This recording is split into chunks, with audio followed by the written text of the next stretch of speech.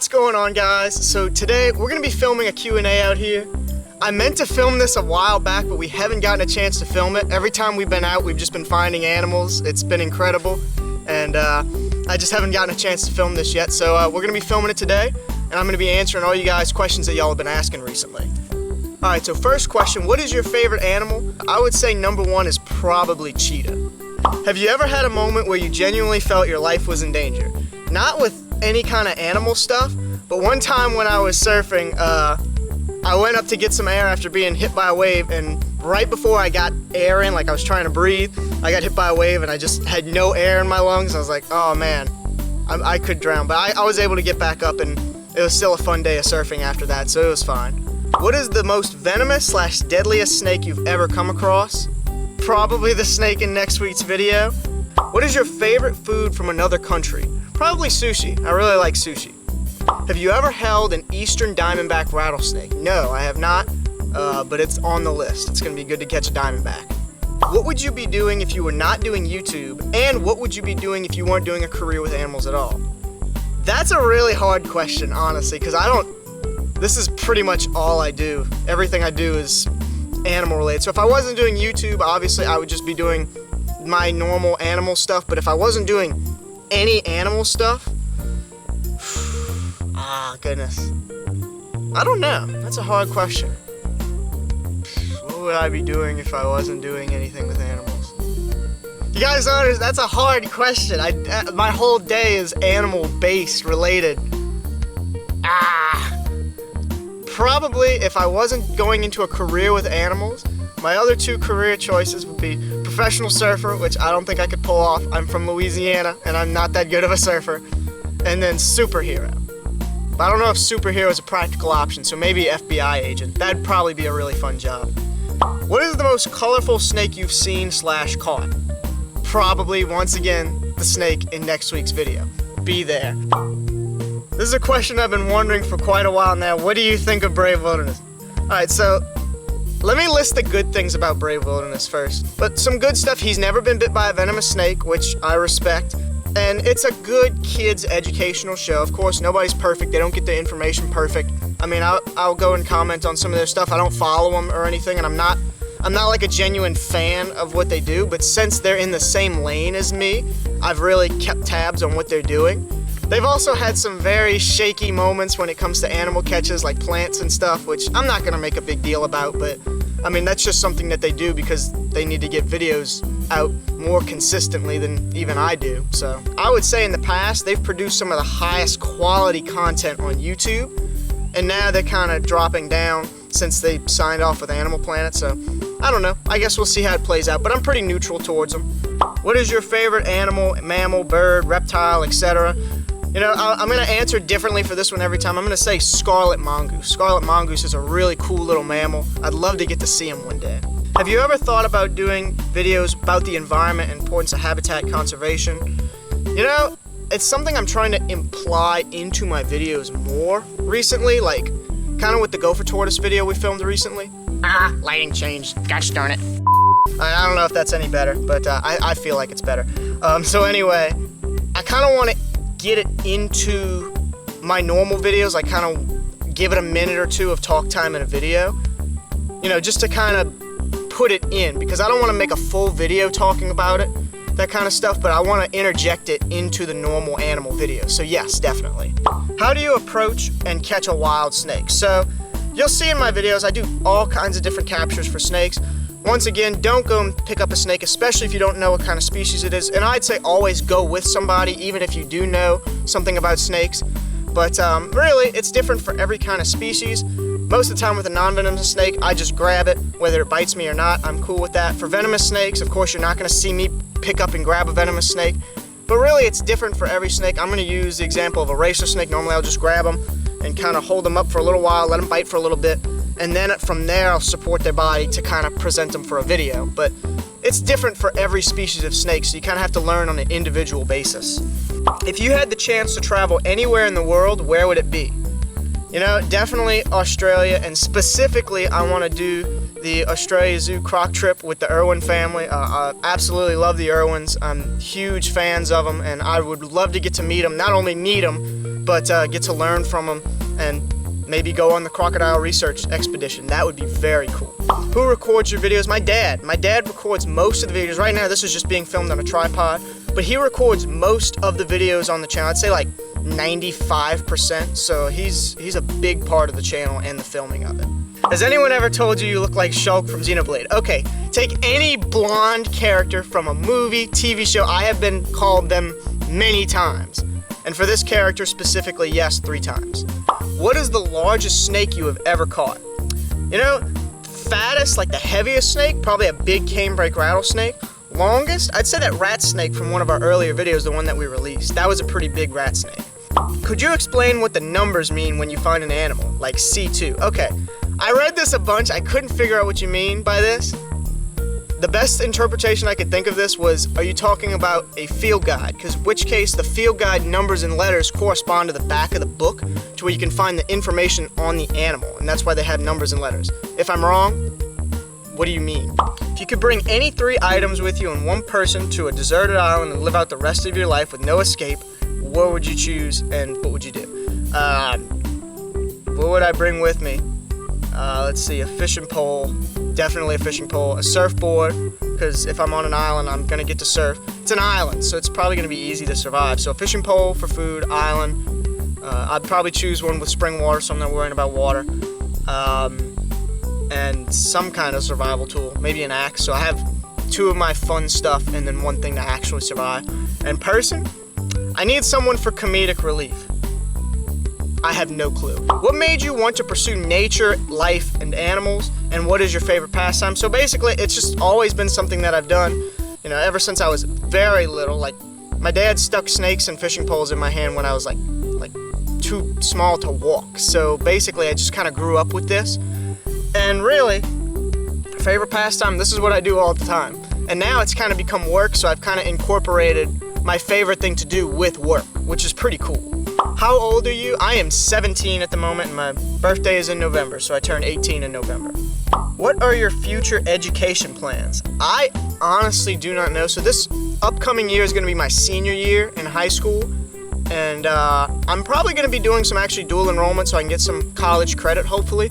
But I really don't know what college I'm going to go to. I honestly have no clue whatsoever. A lot of the courses in zoology and herpetology, you know, marine biology, I'm really looking for the specific one that I want. And really, I'm kind of leaning towards marine biology right now just because I'm finding some of the courses that I actually want to do. So I've really got to look into it more. But it depends on how the next year goes, how my education plans go. Any stories on the skunk ape? No, I have not found Bigfoot. Could you wish me happy birthday? Yes, happy birthday, Charlie.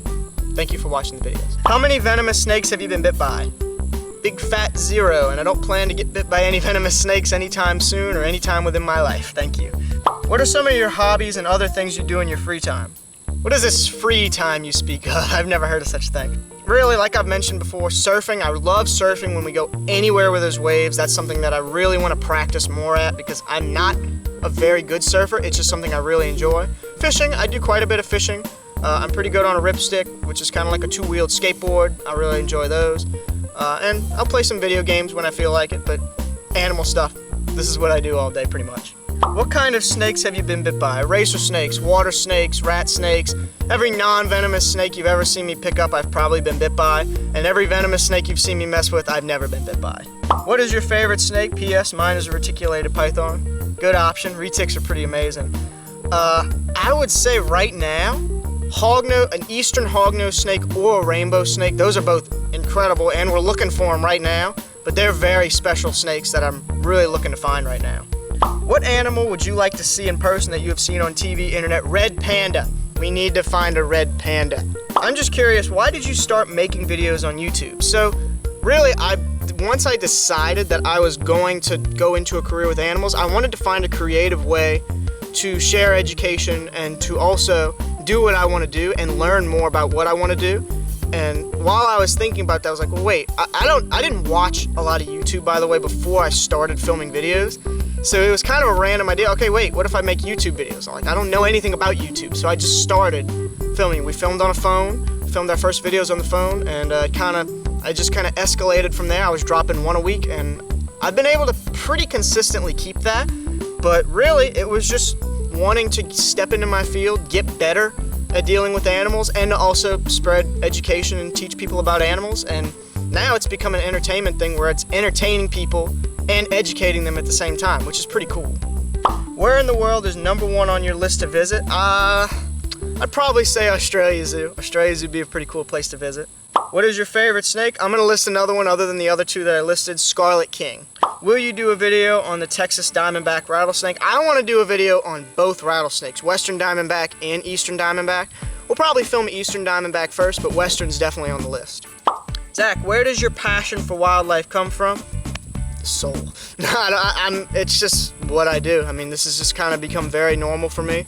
And yeah, I couldn't answer that directly. It's just kind of built into me a little bit, I'd say. Do you have a girlfriend? Believe it or not, it's kind of hard to find someone with shared life experience. No. Hey there, Zach. I work near a major river system and often see raccoons running around outside my office entrance during the morning hours. Does this mean they're sick and confused? Because I thought they were mainly nocturnal. So, really it depends on the area. Raccoons will come out during the day and at night, so that's not abnormal. Sometimes I'll see them along river systems during the day. It depends on how much human activity. That really defines how much they'll come out during the day and at night. And morning times and evenings, you're more likely to see them. So, no, it's not abnormal to see raccoons out during the day. But, you know, they're just different. However they feel like coming out is when they come out. Have you ever met any other YouTubers like Brave Wilderness, Snake Discovery, etc.? No, I haven't, but I'd actually really like to, because I want to see how other YouTubers, like especially animal YouTubers, do things.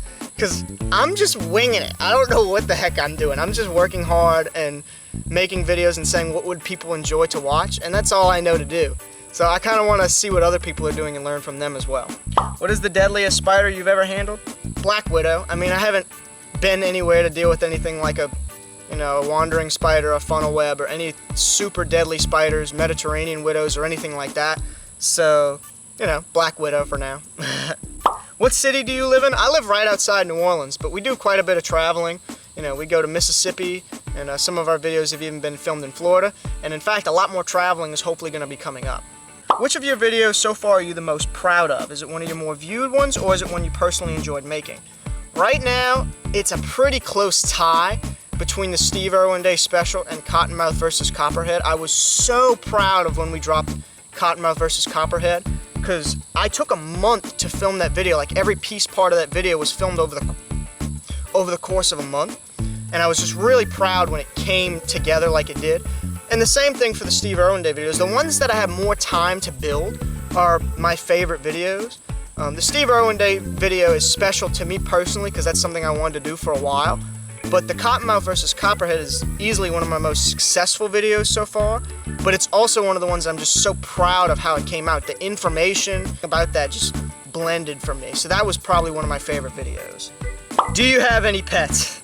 Yes, I have all the pets. I've got loads of animals.